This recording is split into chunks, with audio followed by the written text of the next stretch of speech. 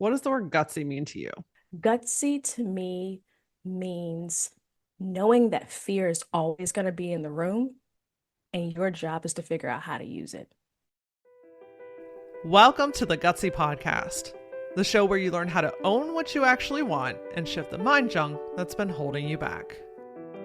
I'm Laura Ora, keynote speaker, coach, and your guide to help you get clarity, build confidence, and make the gutsy moves that change your life. Each week, I'm going to help you simplify things by teaching you how to get out of your head while stepping into action. This way you can achieve all those life shifts that you've been overthinking. Your desire, that drives you. But gutsy, that's what gets it done.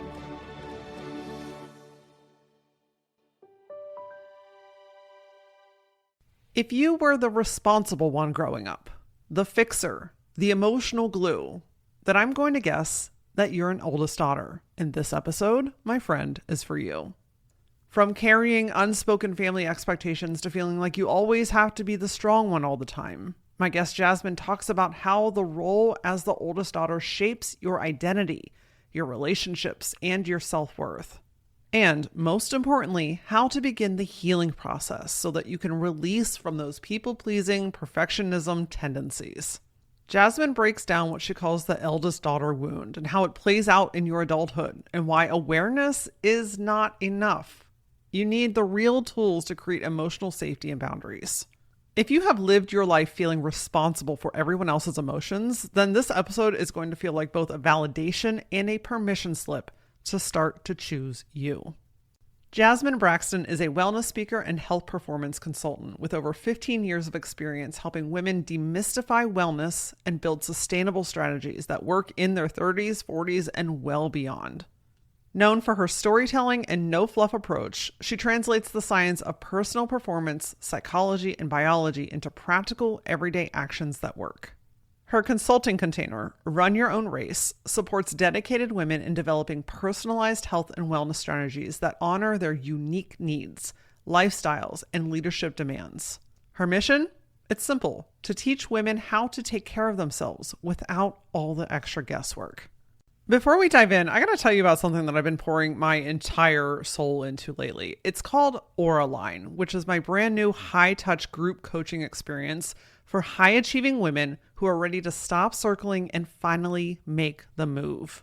If you've been navigating a big life or business shift or expansion and you're tired of doing like all the things but still feel like there's something missing, and you're definitely feeling like, I wish there was somebody that could look at this with me, to bounce ideas off of, to give me clear direction, real-time support, someone to call me forward. Friend, this is right up your alley. Auraline is a 6-month experience where I help you collapse timelines, simplify all that junk, and move forward faster than you ever have before. In this program, people do in days and weeks what they have been circling around for months and years. There's no online course here. This is straight personalized strategy, intuitive coaching in a small group of women who get it. There's a mix of personalized coaching, group coaching, and direct access to me inside of Telegram for those in-between moments when you need support. This is the program for the women that are ready to go all in. They are ready to do the thing. They just need someone to help them see their next step. Spaces are limited, and I'm offering a few founder rate specials for the first few women that join. So go to lauraora.com/mastermind. You can also click on it in the show notes to get the details and see if this is the right next gutsy move for you. All right, oldest daughters, I'm looking straight at you because I am one of you. Let's get into today's episode. Jasmine, welcome to the Gutsy Podcast, my friend. Hey girl, how you doing? I am so glad to be with you.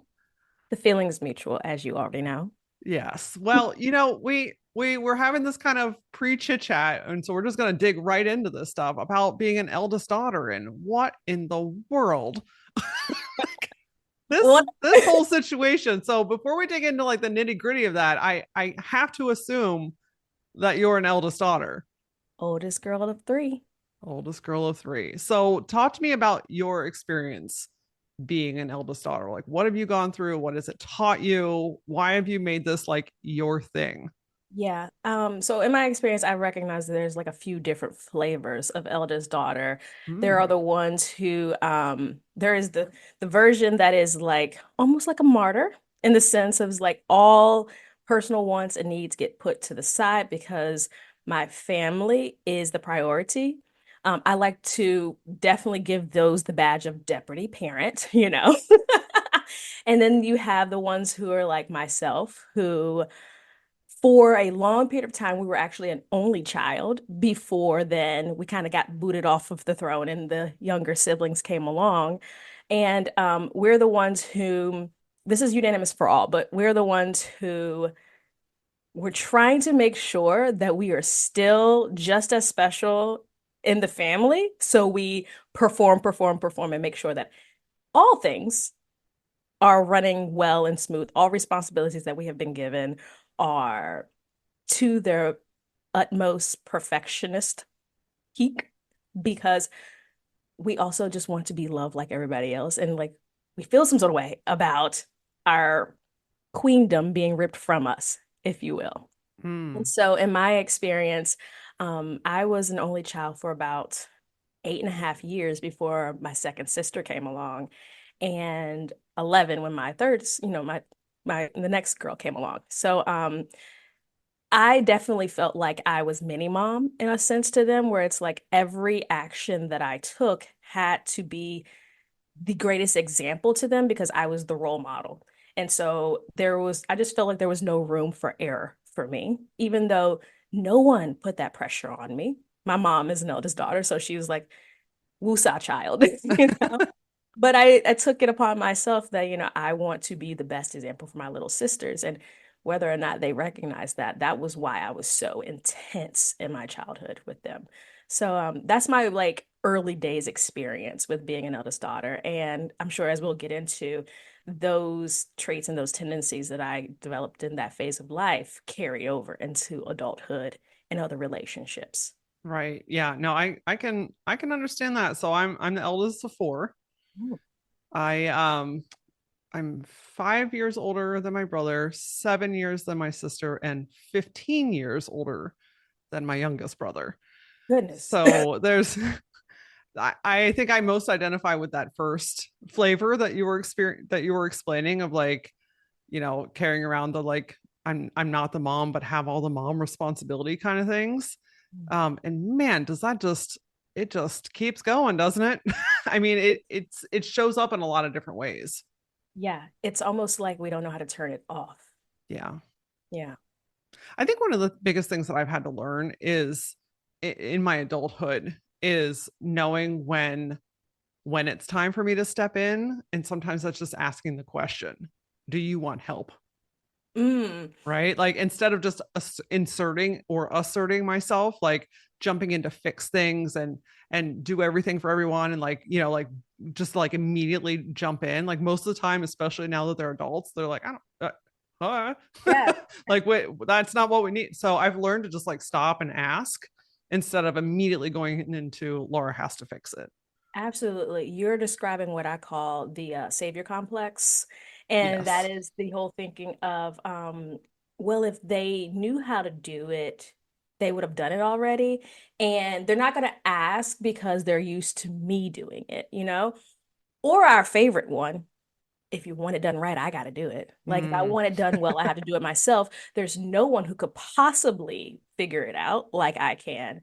And so that ends up being something that I think we drown our siblings with because we can kind of crowd their zone and won't give them space to figure out their process and the way they do things and how they solve problems. We had that space to a degree because our parents gave us responsibility and just said, bye, fix that. Or that was the kind of like the expectation, maybe.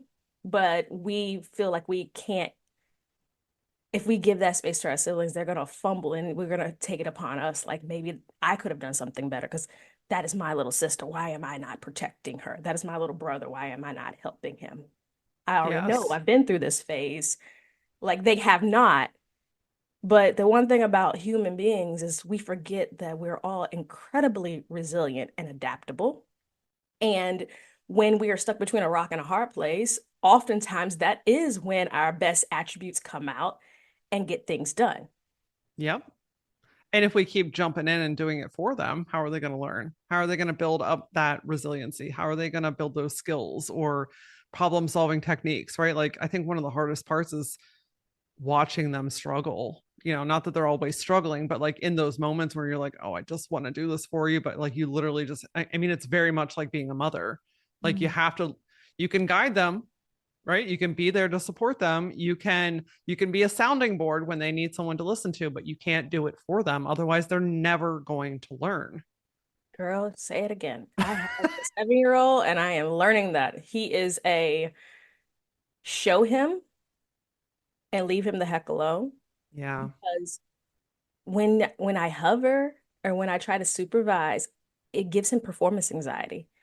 You can see him wanting to do things again perfectly. And I use the word perfectly with nuance because it gets a blanket definition that I don't want to give it. But in this case, like he's maladaptively being a perfectionist when I'm hanging over him and it's just like it stresses him out and it makes him actually do the thing poorly. Can I give an example? Yes. Yesterday, so I have a 7-year-old son, summer break, camp is off this week. We were out on the balcony and I was like, Eli, look, the bird pooped on the window. Let's clean that. Can you clean that up for me? He's like, sure. I literally go get a bucket. I put water in it. I give him a sponge and a squeegee. And I show him one panel. I'm like, clean this, please. And I literally just close the door and walk away. And he cleaned that window so flawlessly.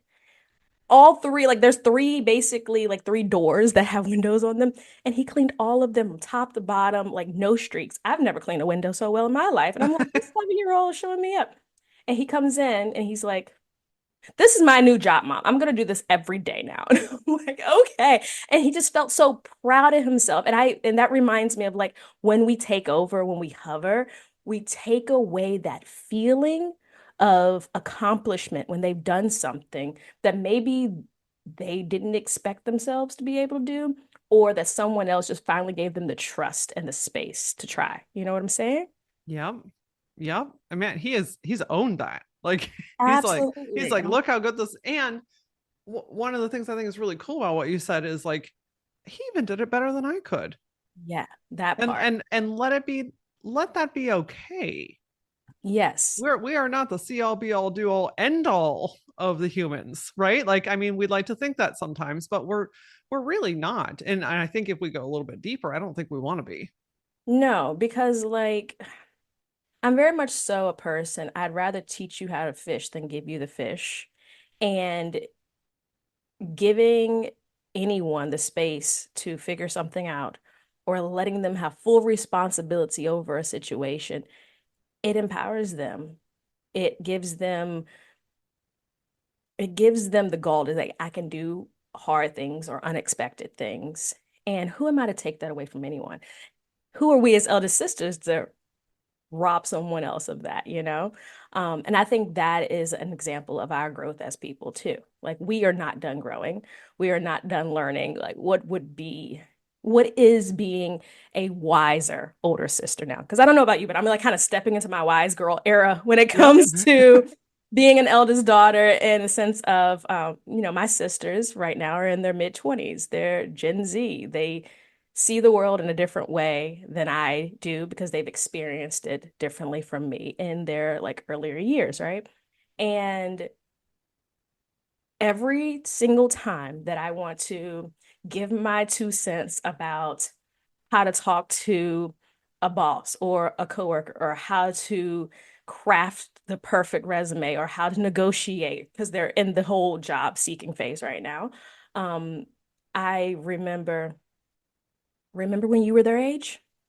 Would you have wanted mom telling you a million things and not even asking you what you thought? No, don't do that to them. Yeah. And so I kind of just give the open door thing. I'm like, hey, if you want some help with that, just call me. I have no problem working with you, kind of thing. I can help later if you need it. Just Yeah. give it that like open invitation, take it or leave it. I'm not mad either way. And you haven't expended your energy because, there's Hmm. something really big about, wanting to help somebody. I think it always comes from a good place, but you wanting to help somebody and then giving advice and this is how you do it and all this, and it's not received. And then what, we get bitter. We're like, well, Absolutely. you don't listen to me, or, well, this is going to go this way because you didn't take my advice. And it's like, they didn't even ask for it. So we're Yes. just like trying to shove this down their throat and they're not even open to receive it yet. So I think that helps to remove that potential bitterness because we're not trying to force things onto them that they're not yet ready to receive. Yeah. That goes back to that. They got to kind of go down their own, wind eternity road for a little while. And when they need the checkpoints, because you've built the relationship and let that door, like, hey, that door is never locked. It Hmm. might be pulled shut a little bit because there's a little drafty outside, but you can open up that door and walk through it anytime you want to. And I think setting that expectation and creating that safety that, like, hey, I'm in a situation, I need your help or some guidance, or what would you do here? I think that's where the power really is. Yeah. No, I couldn't have said that better at all. We're pretty cool actually. When we learn how to leverage it, right? Like, I think sometimes our way that we've been trained, whether intentionally or not, gets a bad rap, but we've got some superpowers, right? Like Yes. being an eldest daughter has some really amazing perks too. Like, talk to me about how we Mhm. can actually use some of these things to for good in all areas of our life.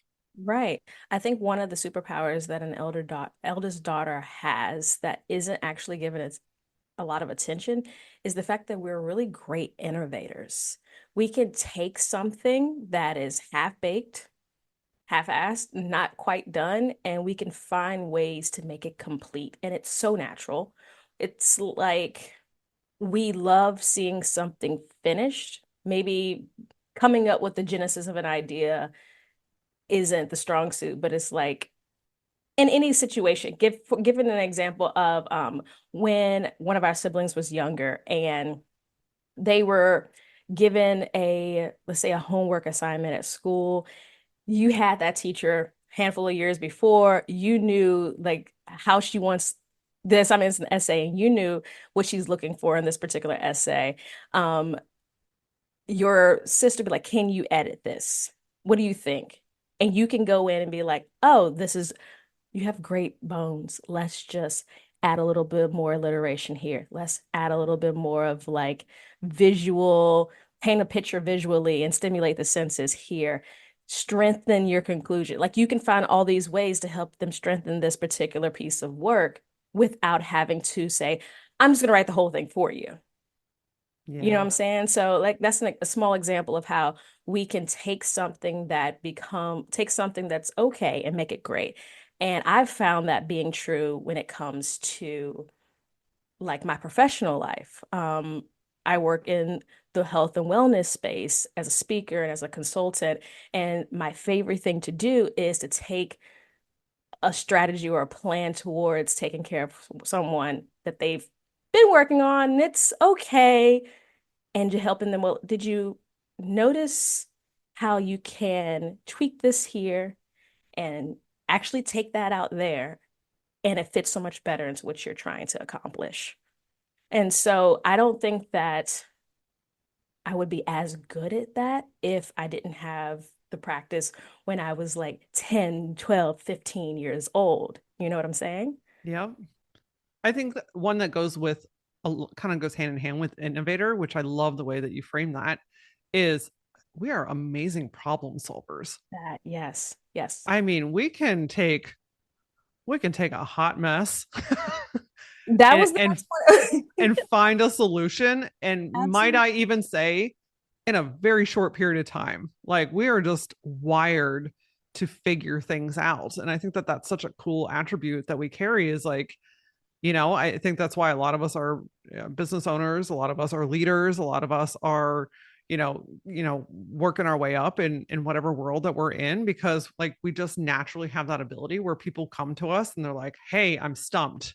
Or, Yeah. "Hey, I don't know what to do here." Or you look at, even in, I'm thinking about you and I and the listeners in business, that's problem solving every freaking day. I Please. mean, it's a Rubik's Cube that's the size of my house, and but there's something that we find so exhilarating and exciting about that because we're like, we're going to solve it. Absolutely. Being a problem solver is definitely one of those skill sets that, in addition to innovation, is just that it's there without us really realizing it. I often like to say that we are definitely finishers. We I can't think of a time when in my life where I quit something prematurely because it was hard. Oh, absolutely not. And it's not a brag. It's just like I physically cannot quit until it's done. And so to be treated like, oh, you're just gonna slack off later. I'm like, you don't know me. You know what I'm saying? We get so much pleasure and enjoyment out of showing people that they were wrong about us. Like, you think that I can't grow this business when the world is on fire? Watch me. Excuse Watch me. me. Hold my water bottle. Hold my beverage. I gotta go change the world now.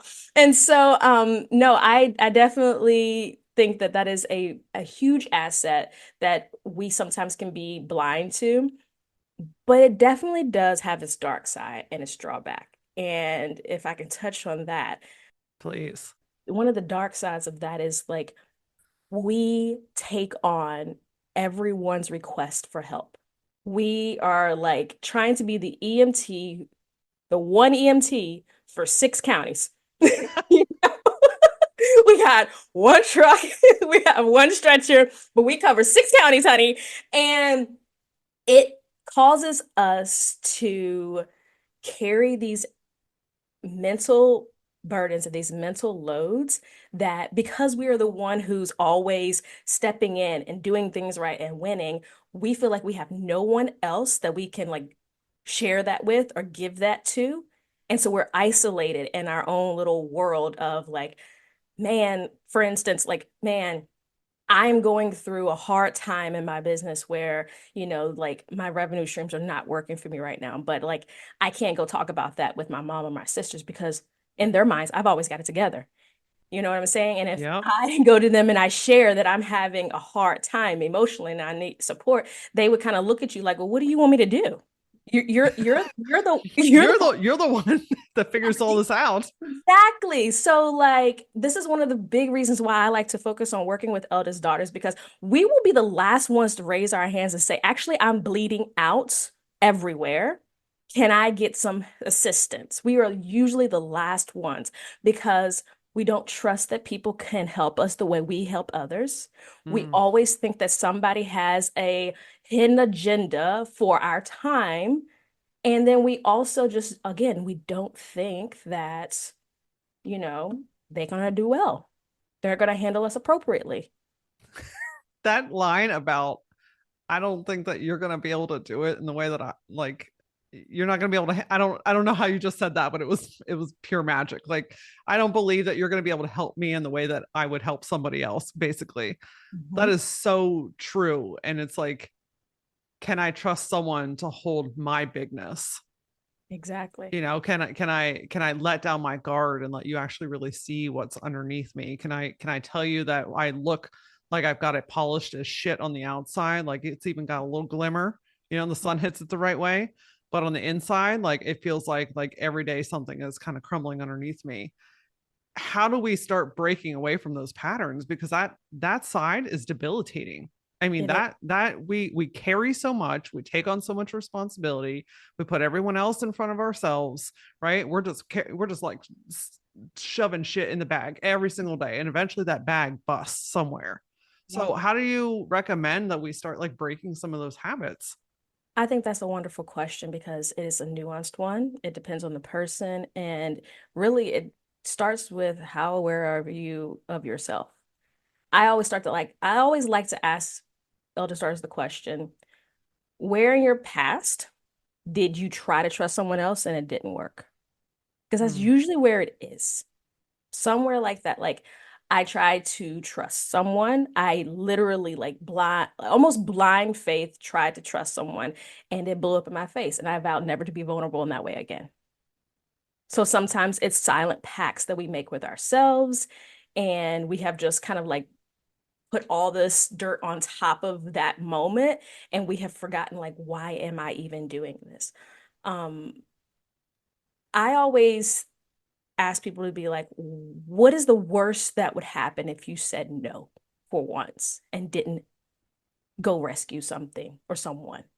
And oftentimes they will sit there and look at me like they know the answer, but they almost don't even want to say it. They're like, probably nothing, probably nothing, because they are actually adults.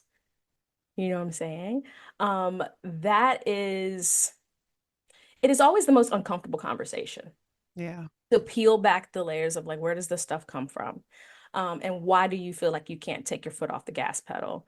And then also, I always say, think about how can you crowd out all of that with something that is more focused on what you want to accomplish. And and I say that for this reason, for the woman who needs an excuse because she can't say no, it's more like, well, I can't do that because I have this obligation over here. So it gives them a truthful alternative. I know that might sound like, well, why would I do that? Believe me, it is an option that a lot of women that I start working with exercise first because it's like they don't want to let anyone down. It is a part of who they are. They like being the person who helps and saves, but they have let it get out of hand.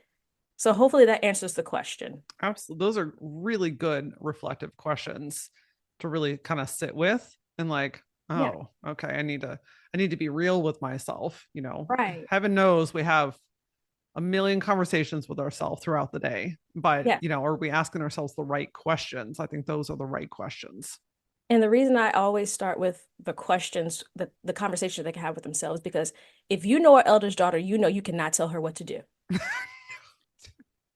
Do not. You're gonna Just get out you're, of here. you're gonna get the block, the do not disturb. She might put a restraining order on you, okay? So like You're definitely not getting a call back. I'm just letting right. you know. In my case, I would get fired. Like you because it's like that part of our brain shuts down. Don't tell me what to do. Or you're talking to me like I am incapable of figuring this out on my own. Because when women come to me, it's not because they want necessarily to be saved. They just want the mental, emotional support of like, can I just like, can you be my person and help me be my thought partner in this and help me brainstorm a way out? Or Yes. help me brainstorm a way to say and do what actually is going to protect my personal capacity and not burn me at both ends. Yes. Do you find, is there like a generalized, I know it's different for everybody, but is there a generalized kind of pivot point in an eldest daughter's life when she starts realizing or wanting to make this change or wanting to offload some of this responsibility, whether given to her or self-inflicted? Is Hmm. there a pivot point that we start to like change on the inside? Yeah, actually, just in my experience, I notice it definitely coincides with where we are in our phases of life, like our maturity. I always say somewhere in those early mid 30s, that's when the table starts to shift. And we start to be like, why the heck am I even why who needs to we just start stuttering, you know? Like, because also it's not that I hate to use this word, but like sometimes we start to get tired. Our Sure. bandwidth and because I don't believe in being tired. That's my own complex. Don't fight me. But like but like we as we mature, as our bodies' needs change, as our hormones change, as our responsibility towards our own families and our careers change, we start becoming more specific and picky about how we expend energy because we recognize like that like time it's finite. Yeah. It does not have an endless well like we felt when we were 21 in college, taking all those credit hours with the two internships, and then we went out to bars until 3 in the morning and got up the next morning and still went to class. We're not there anymore. No, and thank God. Just saying. Yes, exactly. And so, yes, I find that that point starts to happen somewhere in the mid 30s. And Ironically enough, that's also when our hormones start to shift and change. Yeah. And the way we have to take care of our bodies starts to become more specific because, again, like we cannot fight nature. Yeah. And us getting older does not mean we are becoming less of a valuable asset. We're not becoming dead weight. We're becoming refined. We're becoming more rich, and refinement and richness, it's selective and it's very narrow and what qualifies as worthy of attention. You know, something that I hear a lot from the women that I coach, whether that's inside the Gutsy Collective, inside Oraline Mastermind, and definitely with my one-on-one coaching clients, is I'm not lacking ideas. I'm lacking in priority and organization. I want to do the work. Like I'm here, I'm hungry, I'm ready for this. I just don't know where to focus my time and my effort. And to that I say, fair. Let's simplify the shit out of it.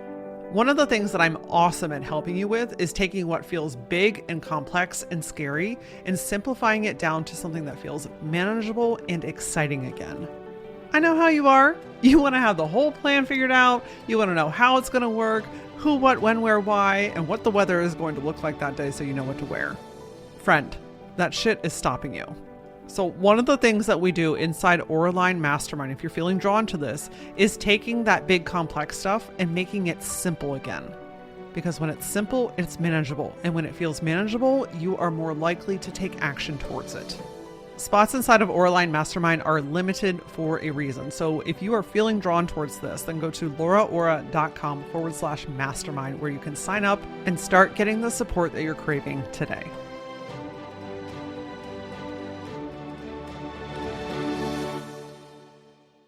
Yes. We realize that we don't have endless resources anymore. And Accept that, it. listen, I know you don't believe in being tired, but I can tell you about 9:30 every night. My body's like, it's time to lay on the couch and watch Friends. like this is what we are doing, you know, but we just start to realize like, hey, my resources are different. My stamina, my energy levels are different. And it's not that it's gone or we can't do anything anymore. It's just like, hey, I don't know. It's just like this kind of wake up call where you're like, if I don't actually, honestly, I'm talking this out loud in real time here. If I don't actually start taking care of myself now, this is going to get exponentially worse later. That part. That part. I think that was a big realization for me where I'm like, I think one of my early like, oh, something is changing in the Mhm. wind is I Mhm. was sitting on the floor wrapping Christmas presents. And I went to get up and it took me like I had to think about it differently. And I was like, what the shit? You Excuse me, miss. I'm gonna double back about tiredness, but you are actually speaking about something that when I was exclusively working as a fitness coach and a personal trainer, this is something I harped all the time. I'm like, if you start saying at 30 that, oh, this hurts and I'm getting old, your life expectancy is about 30 to maybe 45 more years. Can you imagine feeling that way for the next 30 years? Like, why would you even want to let that in? Have you thought about it that way? Right. You are not old, friend. Stop treating yourself like you're already over the hill.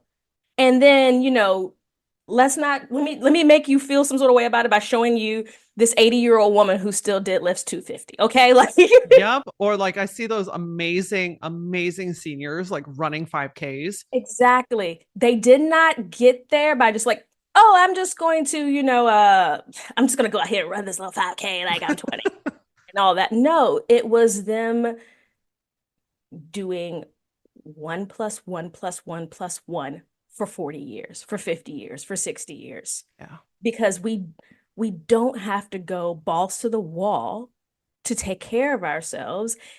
It is honestly the little things. It's the little things. That's the rewiring right there. Mm. Friends, we got to stop going balls to the wall.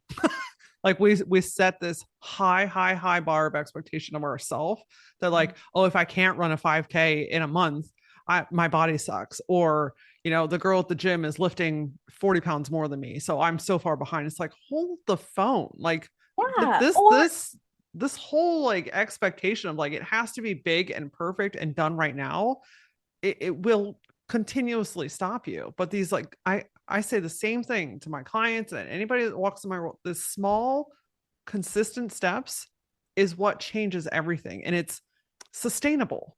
it's yes. it's real. How often can you show up? Exactly. Like, can yesterday's performance be that you can show up today? How often can you show up? Because energy, like we talked about, is finite, but it's also not linear. Some days you're going to be able to give well over 100%.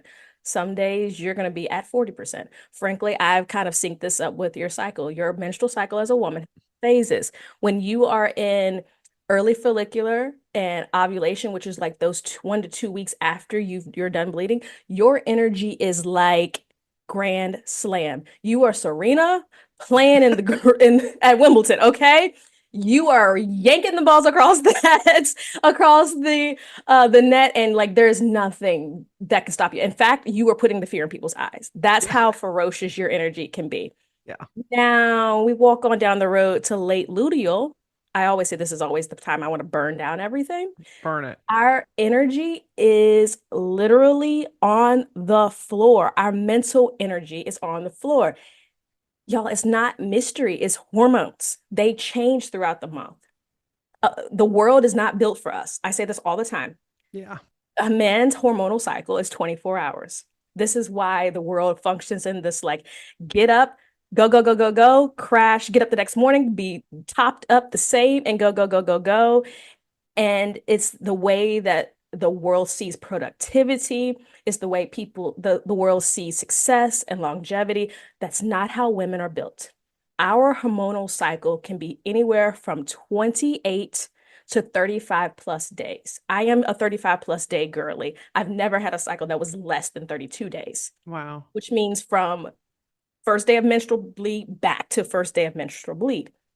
And that means that our energy is cyclical in the bigger swing than a man's.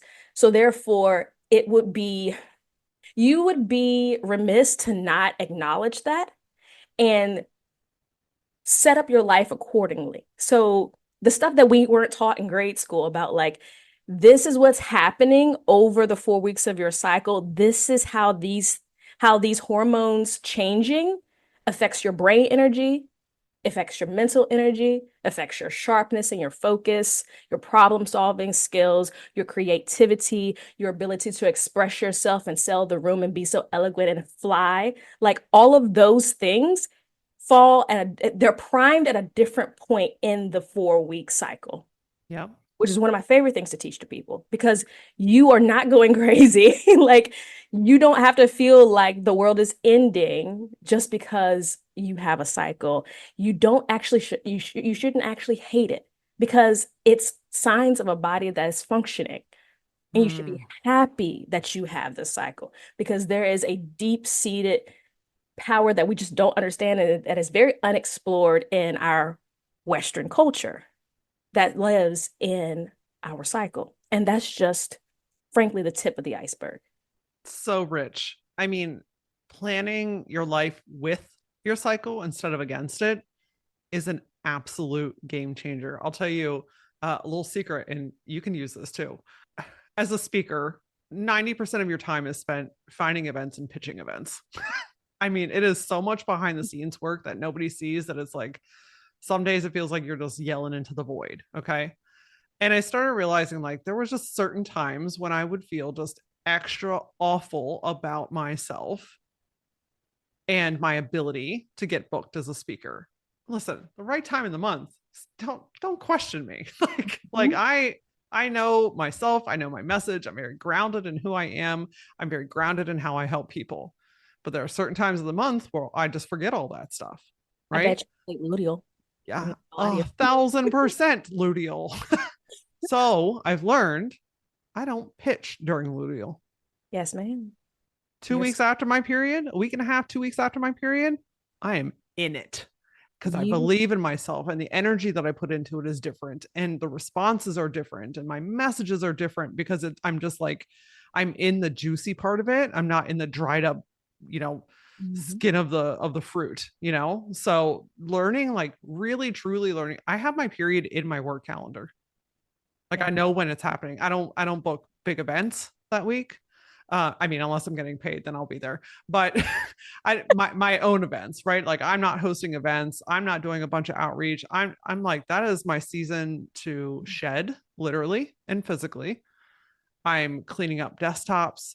I'm doing behind the scenes work. I'm cleaning up my space, right? I'm just like letting things go so that I can make space and capacity for what's meant to be. You are a very wise business owner. And man, if all of us could actually, if that was a part of starting a business one-on-one, know where you are in your month so you can plan your business around that. Like that is the secret sauce. A hundred percent. That is actually, if you take nothing away from this conversation, that is the one thing to think about. How can I sync my business and my work and my obligations to where I am in my cycle? Because you're only going to benefit from it. You and I are the same. My entire cycle is in my calendar. Case in point, this conversation today. I literally, it's been less than a week between when we initially got together and sat down to do this because I'm looking at my calendar. Okay, if I go beyond next week, Yeah. I'm gonna be fumbling over my words. I'm not gonna know exactly the point I'm trying to make. I'm gonna be just babbling because I'm gonna be in that part of my cycle where the connection between the brain and expressing those things is essentially on the ground. It would be another almost month before I could be in that phase again. And some people might think of that, oh, that's so limiting. Change your mindset. It's Mm. not limiting because you are still, if you're still functioning the way the men do, because we are not little men, if you're still Nope. functioning like a little man, yes, you're going to think that's inconvenient. Get out of the scarcity mindset. You are abundant when you can speak fluidly. And there's a time to speak fluently, and it's not all the time. Yeah. Be okay with that. Because when you're not speaking fluently, guess what?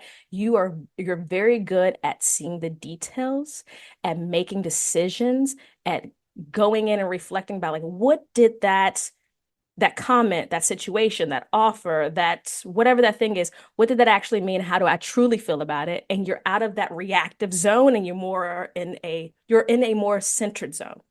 So don't look at just because you're not in a good talking zone, it doesn't mean that everything's bad. There is the other side of the coin is beautiful.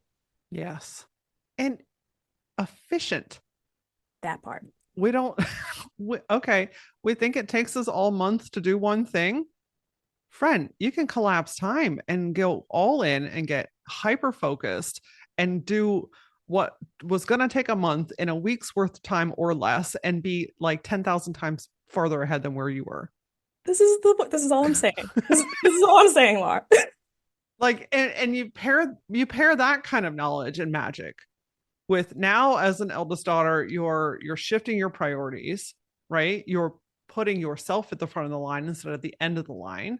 You're making time to go to the gym or take care of your body or make that daily smoothie or have your downtime or whatever it is. Like you start putting those things together, world, excuse me, get out of the way. Because Absolutely. now we've got a whole new grounded, strong, self-believing woman walking forward that can also guide you, that can also problem solve, that can innovate shit, like super freaking human.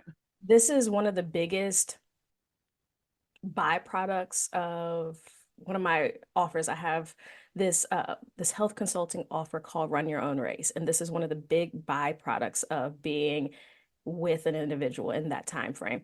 It is recognizing how all these pieces fit together and how they harmoniously feed each other.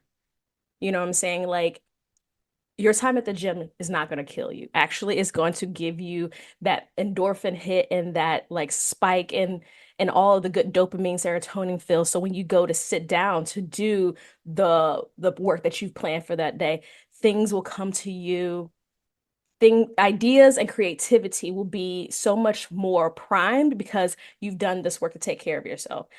It doesn't happen when you do these intense, crazy workouts. It Yeah. happens when you do things that are the minimum effective dose for what you need. You know what I'm saying? Those are just like how two things work together with each other. This goes into every other category. For the listeners who are parents, it is so much more helpful when you will recognize, like, okay, where I am in my month and what obligations I have going on. It helps you to recognize when to tell your kid, mommy's like patience doesn't have a big buffer this week. So I want you to understand that if I seem short with you, it's not because I'm mad at you or you've done something wrong. It's me. Having that conversation with a kid, man, does that make everything easier. I mean, if your kid is 3, maybe they're not going to understand as much. Sure. But for anyone else who have kids who are, cognitively able to understand these things, it has honestly made my relationship with my own son so much better because I'm just forthcoming with him, like I don't have a big buffer for crazy, so I'm thinking even with kids for sure, because one, we are training the next generation to normalize these types of things first and foremost. But also, I'm thinking with your spouse, absolutely. with your team, with your employees, That your Asian parents who are hard-headed. also that. Like it's just open, fluid conversation. When you and I first started, before we even started recording, you're like, "How are you doing?" And I was like, "I'm gonna keep it real. Like I'm on Mhm. day 3 of my period, and I feel like my uterus is gonna explode." Like, like let's just normalize these types of conversations. But that reminds me, and goes back to what you were saying in the very beginning of like feeling okay, trusting people, and being vulnerable, and having people that you can talk to about it, right? Like I know having outward conversations with the people in your world or your team or your kids and stuff can sometimes be challenging, but if you build that muscle with even a small group or one or two other women that like really hear and understand you, like it's just a game changer for everybody. Absolutely. You're so spot on. And Laura, I know this is your podcast, but I want to ask you this question. I'm all ears. What have you found to be the biggest challenge in running a business and being an entrepreneur with all of these eldest art tendencies that you have? Oh, that's a brilliant question. I think the one that runs straight to the front of the line um, is being what everyone wants and needs me to be.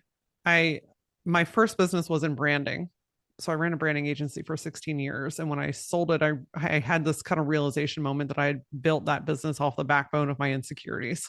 Mm. And one of those big ones is a fear of abandonment.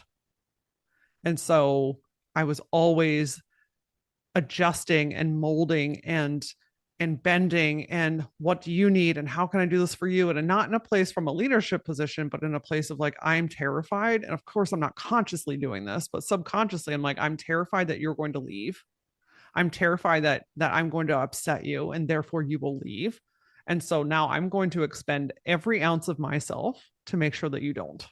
And that wrecked me. I am still to this day repairing my body from the damage that that did. And when I finally realized that, like, the right people will always stay. Laura doesn't chase people anymore. If you want to be in my life, I'll know. And if you don't, I'll know. But either way, I'm going to be okay. Once I locked in with that, Jasmine, everything changed. Everything changed. I can still, I think one of the biggest misconceptions that eldest daughters carry is that we're either people pleasing, taking care of everybody else, or we're a cold asshole and we don't do anything for anybody. Yeah, It's not black or white. Like you can still care for yourself and care for others. It just means that we're no longer putting ourselves last. We're absolutely. putting ourselves at the front and meeting our own needs so that we can be better for those people in our life. Absolutely. Man, that's heavy. Yeah, a lot of therapy. No, that is so heavy. And it just goes to show, like, for anyone who might be earlier on than either of us, it's not worth it trying to do all the things. It really isn't. I often say, I liken this to when you prioritize everything else above yourself, it is self-abandonment, and you're treating yourself in an inhumane way. Yeah. You're treating yourself in an inhumane way because once you start acting that way, once you start neglecting self, abandoning self, you're never thinking about when will it stop. It becomes a habit. That's the thing about habits. Even when they're terrible, horrible, painful, gutting habits, they become familiar and comfortable, and that's why we keep going back to them. I mean, it's one of the, this is oversimplifying, but this is one of the big things about like how depression works. It's just like, well, I know this pain, so I may as well just stay here. It's too much effort to get out of it. Again, Yeah. oversimplifying, no disrespect to anyone who is having that challenge. But it's like it's hard to get out of the mode when you've lived in that mode for so long, even when you want to. Yeah. Have you ever met the person who say they went on vacation and there was actually a vacation where they didn't have to take work with them and they are fidgeting for like the first 5 days because because they don't know how to down regulate. And some people might say, I don't have that problem. I'm glad you don't have that problem. I'm glad you can sit on the beach with your drinks and your book and literally not let your mind go there. But for the vast majority of us who run our own show, that's not a reality. It takes practice to come out of the captain's box, so to speak, and Yeah. go sit on the deck and enjoy the party with everybody else. Yeah. It's an undoing. Man, And it's the little shifts. We discount those little shifts, those little consistencies. But that's the stuff that we're eventually at some point you look back and you're like, oh, something's different. absolutely. Oh, it worked. Oh, things have changed. Like that's the stuff that where magic is made. Jasmine, I swear we could probably talk for about 16 days. I call that a quality problem to Yeah, have. I love it. I am kind of curious, knowing that eldest daughters are listening and super tapped in right now. I know a lot of nodding heads. If there's one thing that you would recommend that they work on and focus on first, what would that thing be? What does your perfectionism mean? Like, why do you want things just so? Are you doing it because you're trying to protect yourself from the judgment and guilt and finger pointing? Or is it you're trying to make sure that things are just right before you even start? Or is it because of your image and you want people to accept the way you like the way your home is and the way your children look and the way you look? Like, what is your perfectionism pointing towards? And then decide, how can I use that to my benefit? So positive perfectionism. How can I use it to my benefit instead of using it to my detriment? Hmm. Because perfectionism is the through line for all of us. We all have it, but it is not how society and culture and media has painted it. They've made perfectionism a woman's problem. If a man does the exact same things we do, oh my God, he's ambitious. He is, a go-getter. He takes initiative. If we do it, we are the B word. If we do it, we're like too wound up. We are all these negative things. But perfectionism is both can be both positive and both negative. So pick your side of the street and own that. And my lane is helping you own that when it comes to your health and your wellness. But if you need someone to help you own that in your work or in your family life, go get the appropriate support. Amazing. Such good nuggets. Where can everyone find you? Because I know that someone's like, I need more Jasmine in my life, as I am thinking as well. So, where's the best place to find you? Do you got any offers going on right now? Tell me. Absolutely. You can find me at jasminebraxton.co. That is co, not com. jasminebraxton.co. And right now, I am taking on new clients for Run Your Own Race, which is my wellness consulting container that I work with women who don't want to guess about how to take care of their health and they cannot afford to be sidelined by it. You're done cobbling together from TikTok and Instagram how to take care of yourself in your 30s and in your 40s as you enter perimenopause, as life is changing, and you want someone to help you with a personalized strategy for your health that works. That is what Run Your Own Race is about. Come book a free call. Let's talk about how we can work together.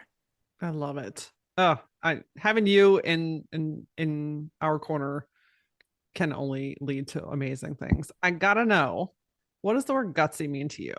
Gutsy to me means knowing that fear is always going to be in the room and your job is to figure out how to use it. I hope that today's conversation was a reminder that just because you grew up one way doesn't mean you have to continue to be smothered and controlled by these habits, beliefs, and expectations that were instilled on you for the rest of your life. I really truly believe, see, and also live myself that you can still be there for people. You can care for people. You can support people without expending yourself. That's where the magic happens. When you put yourself at the front of the line, friend, you have so much more to give to the people that you truly love and adore.